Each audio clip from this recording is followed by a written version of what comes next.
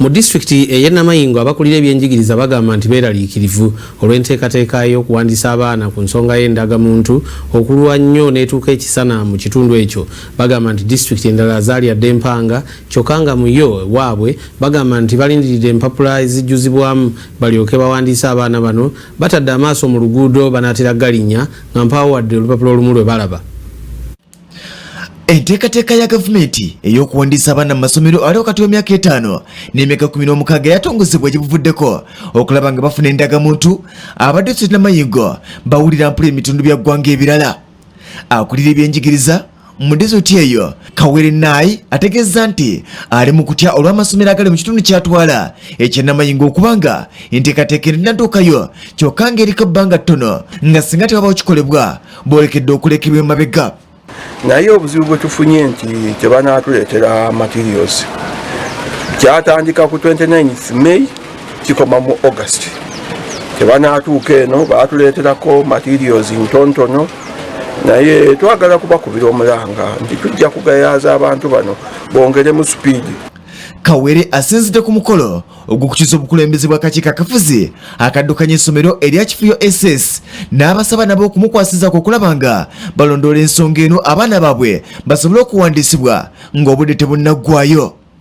Abaana mubabuulire ebibafwako, lwani, amannya go g'okozesa, wazaalibwa mwaka ki, mu kyalo ki, so that abaana bababuuza nga buli kimu balina information emala. Instead of okugenda okuddayo nti kangende mbuuze muzeeyi ate bino oba simanyi sirishuwa ne tribe obeera oli awo. So information eyo yonna mutuyambe mugiwa abaana kituyambe nti tugayaddemu naye kiyinza okutuyamba okubikola mu supiidi. Omukulu w'essomero lino na Miss Moses asimya akakiiko akakadde olw'omulimu gwe kakoze n'abasaba basigale n'obwesimbu bwe bazze boolesa mu nkola yaabwe y'emirimu n'ebweru gye balaze. I want to thank you so much for the support you've given this school. It has been a selfless sacrifice. You have labored, you have volunteered for this institution. Abadde ssente bw'akakiiko akafuzi Ouma Henry ayagaliza amudde mbigere emikisa n'obuwanguzi n'amusaba okukola ebisinga ku ebyo byasanze bitandikiddwako ekintu kyasuubiza okutuukiriza.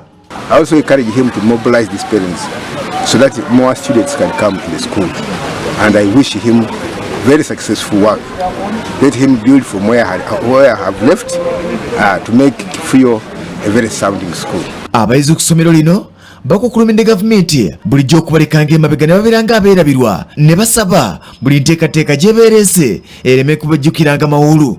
We need the government to assist us to make sure that our school they put under the government.